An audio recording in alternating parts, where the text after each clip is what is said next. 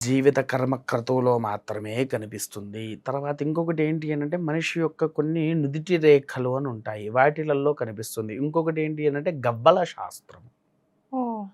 గవ్వల శాస్త్రంలో పితృదోషము, స్త్రీ శాపము కనిపిస్తాది తల్లి.